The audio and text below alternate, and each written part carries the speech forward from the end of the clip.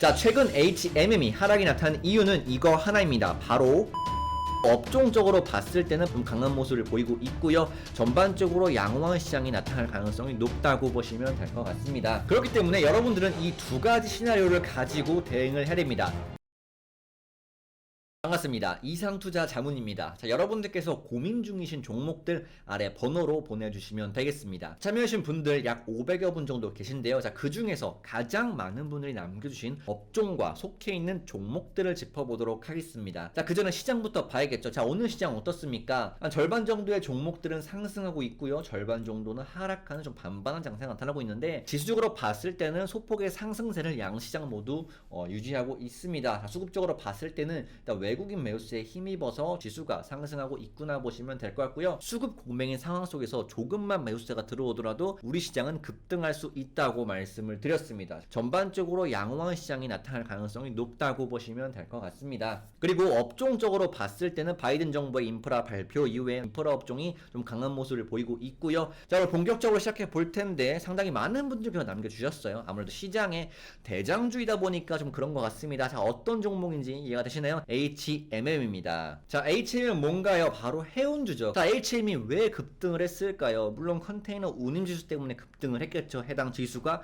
지속 상승세가 나타나면서 이 HMM 실적에 대한 기대감이 상당히 높아졌고, 그러한 부분이 엄청난 대시세를 만들었습니다. 자, 그러한 상황 속에서 이 수혜주 운하 이슈가 나타났고요. HMM은 강력한 봉을 세우면서 주가를 쭉 뽑아냈습니다. 자, 이러한 이슈가 나타났고 뽑아냈으나 어떻겠습니까? 수혜주 운하 사고가 수습되고 있다. 자, 그러면 이렇게 상승했던 모멘텀은 일단 잃은 상황이고요. 자, 그렇다면 전반적으로 해운업 사업 전망은 어떠냐? 자, 2020년보다는 2021년 수주 회복 기대가 유효합니다. 이러한 기대감이 먼저 주가에 반영을 하고 있는 것입니다. 자, 2020년 국내 주요 조연사들의 발주 달성률이 극심하게 낮았는데, 이거는 수요가 없어진 것이라보다는 당연히 이연된 측면이다. 왜? 자, 2012년 및 2016년 등 발주 축소 이후에 13년, 17년에 빠르게 발주 회복된 것을 감안할 때 이번에도 발주 반등 기대가 가능할 거다. 자, 산업 전망 또한 지속 보도록 하겠습니다. 자, 물동량 증가에 기반한 컨테이너 운임 상승. 자, 이 부분이 뭡니까? HMM의 주가를 끌어올리는 요인이 되겠죠. 수혜주 운하로 인해서 더 오르지 않을까라는 기대감이 더욱더 강한 모습을 보였다 보시면 될 것 같습니다. 자, 그러면 앞으로는 어떻게 될 것이냐? 세계적으로 글로벌 경제 회복 기대감 되면서 물동량은 증가되고 있고요. 선봉량 증가가 현재 낮은 수준이죠. 물동량 증가에 비해서. 즉, 이 공급이 수요를 따라가지 못한다는 부분입니다. 그렇다면 어떻습니까? 공급을 늘려야 되죠. 새롭게 배를 만들어내야 되죠. 그래서 이 해운업 전반적으로 앞으로 좋지 않을까라는 기대감이 내포되어 있다. 자, 그럼 종목들 살펴보도록 하겠습니다. 자, 먼저 HMM을 보도록 하겠습니다. 자, 국내 대표적인 컨테이너 선사죠. 자, 수혜주 운하가 일단락 됐고요. 해당 하락세는 뭐다? 이 12물량에 대한 좀 부담이 있다라고 보시면 될 것 같은데, 12물량이 뭐냐 봤을 때는 전환사 쪽으로 보시면 돼요. 해당 전환사채가 12,850원짜리 물량이 상당히 많이 풀려요. 엄청나게 많이 풀리기 때문에 주가가 희석되겠죠. 그리고 12를 받은 주체는 뭐가 되겠습니까? 일단 상장했을 때 엄청난 수익이 되겠죠. 일단 2배 이상의 수익이 될 것 같아서 해당 물량이 시장에 나타나게 된다면 주가가 하락하겠죠. 그러한 부담스러운 부분이 현재 이렇게 하락하고 있는 모습이다 보시면 될 것 같습니다. 자, 상장일 자체는 3월 31일이었고요. 해당 기점을 대비해서 물량을 소화하고 있는 기간 중인 상황이다라고 보시면 됩니다. 자, 그러한 상황 속에서 오늘 어떻습니까? 이렇게 아랫꼬리를 달았습니다. 그죠? 아랫꼬리는 뭡니까? 어느 정도 저가에 매수세가 들어오고 있다는 말입니다. 자, 그러면 앞으로 어떻게 여러분들 대응을 하셔야 되냐? 한 차례 하락 이후에 도지 형태의 지지를 하려고 했으나 무너지면서 오늘장 이런 모습이 나타나고 있습니다. 자, 그렇다면 이 해당 구간 가격대가 앞으로 상승 시에 저항이 된단 말입니다. 자, 저항이 된다는 말은 해당 시기를 돌파를 하려고 할 거고요. 분명 매도세가 나타날 것입니다. 하지만 돌파가 나타나게 된다면 해당 가격대는 다시금 저항이 아니라 또 지지가 되겠죠. 그리고 돌파가 나타낸다면 다시금 이 35,000원 가격대까지 트라이 할 수 있다. 만약 돌파를 하지 못하고 다시금 밀리는 모습이 나타난다 했을 때는 어떠냐? 자, 25,000원 가격대입니다. 여러분들이 좋아하시는 가격대죠. 심리적인 가격대인 이 21선 구간이 앞으로 중요하겠구나라고 보시면 될 것 같습니다. 앞으로 흐름이 중요하겠죠. 당장 내일이나 다음 주 월요일, 화요일 흐름이 중요하다라고 말씀을 드리겠습니다. 당장에 끝날 흐름은 아닙니다, 여러분. 자, 그 다음 대한해운을 보도록 하겠습니다. 자, 대안에는 오늘장 급락세가 나타나고 있습니다. 자, 급락세가 나타난 이유는 뭡니까? 이 유상증자를 결정했기 때문입니다. 유상증자 봤을 때 일단 물량 자체가 상당히 많습니다. 그러한 부분이 주가가치 희석이 우려되고 있기 때문에 관련 부분에 급락세가 나타난다 보시면 될 것 같은데, 일단 해당 자금 조달의 목적은 공시 상황에서 채무 상환이라고 합니다. 주주돈으로 인해서 채무 상환을 하는 건 좀 안 좋긴 하죠. 하지만 좀 급한 불은 끈다고 봤을 때 추후 상황은 긍정적이게 정리될 수 있다고 보시면 될 것 같아요. 일단 기업적인 부분은 철광석이나 석탄, 천연가스 등 원유 등등 사업을 하고 있는 부분인데, 여러분들께서 주목하실 부분이 발행 가액이 얼마인가를 보셔야 됩니다. 자, 2,590원이에요. 그죠?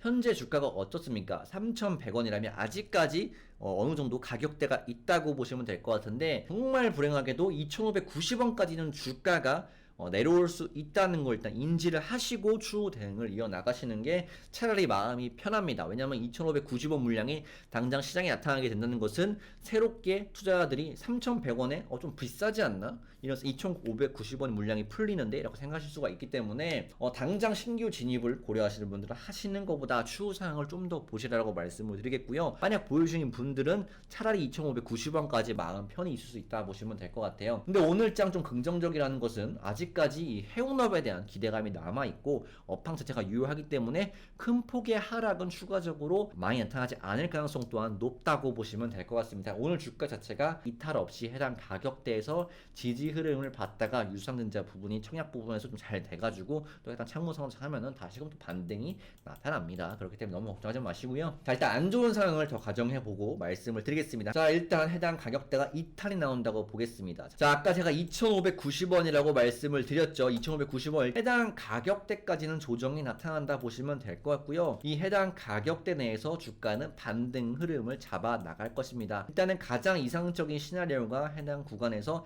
이탈 이후에 이 구간대를 다시금 지켜주면서 반등을 하는 겁니다. 만약 반등 시는 어떻게 대응을 했냐 봤을 때는 일단 물량 자체가 또 많아요. 그렇기 때문에 이 해당 가격대가 얼마입니까? 3,170원 정도가 돌파가 나타난 체크를 하시고요. 돌파가 좀 시덥지 않다 했을 때는 3,170원 정도의 어느 정도 물량을 축소하는 관점으로 대응을 해주시면 되겠다라고 말씀을 드리겠습니다. 자, 그다음 페노션을 보도록 하겠습니다. 이 종목도 오늘장 조정이 나타나고 있습니다. 아무튼 해운업 전반적으로 조정이 나타난 장세죠. 하지만 업황 자체는 유효하다 보시면 될 것 같고요. 자, 지속적으로 저점을 높여가면서 상승세가 나타나고 있고요. 아직까지 뭐 저점 이탈이라고 보지는 않습니다. 그렇기 때문에 현재도 유효한 포인트다라고 보시면 될 것 같은데, 수급적인 측면으로 보도록 하겠습니다. 자, 수급적인 측면 최근에 개인 매수세가 상당히 많이 들어오는 걸로 봐서 다시금 올라가기 위해서 이 물량을 또 소화를 하겠죠. 그렇기 때문에 이 급반등보다는 횡보세를 이어가면서 이 물량을 소화할 가능성이 높다고 보여집니다. 그렇기 때문에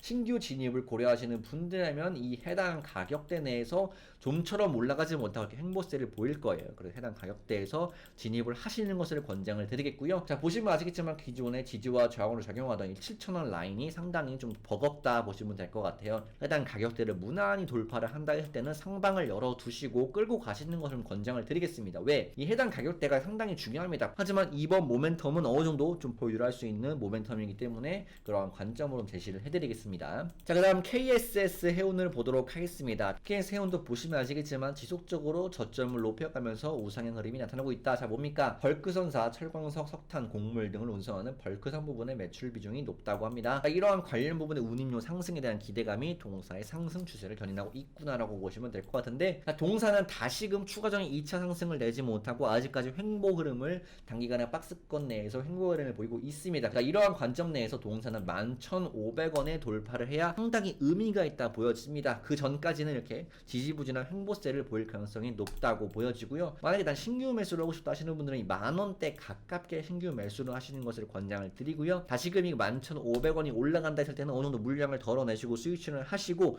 돌파가 난다 했을 때는 다시금 2차 랠리가 이어지는 것이기 때문에 보유 관점으로 끌고 가시면 좀 무난하게 대응을 하실 수 있다고 보시면 될 것 같습니다. 자, 마지막으로 동성 화인텍 보도록 하겠습니다. 자, 동성 화인텍은 뭔가요? 국내 최초 국산을 이룬 세계 유일의 초전 보냉 자재입니다. 배가 앞으로 더 만들어질 것이 더 필요할 것이다. 왜? 이 수요를 따라가기 위해서 공급을 늘릴 것이다 라고 말씀을 드렸습니다. 자, 과거에 박스권으로 작용하던 국가 자체가 최근에 다시금 돌파를 나타났다는 것은 다시금 주가가 리레이팅 될 수도 있다는 거죠. 그래서 여러분들께서 이 동성 화인텍까지 마지막으로 고려해 보시면 되겠다라고 말씀을 드리겠습니다. 자, 오늘 여러분들께서 남겨주신 종목들 중에 가장 많은 비중을 차지한 해운 업종에 대해서 알아봤습니다. 자, 아무래도 상당히 많은 부분에 HMM이 차지하고 있고요. 오늘 급락이 나타난 대운, 해운 또한 비중이 많은 것으로 보여집니다. 하지만 여러분들 걱정하지 마세요. 자, 앞으로도 여러분들의 고민 도와드리도록 하겠습니다. 내 사연 혹은 종목이 채택되지 않아서 아쉬운 분들은 아래 번호로 언제라도 보내주신다면 실시간으로 대응을 도와드리도록 하겠습니다. 자, 오늘 영상이 마음에 들면 좋아요와 구독 버튼 눌러주시고요.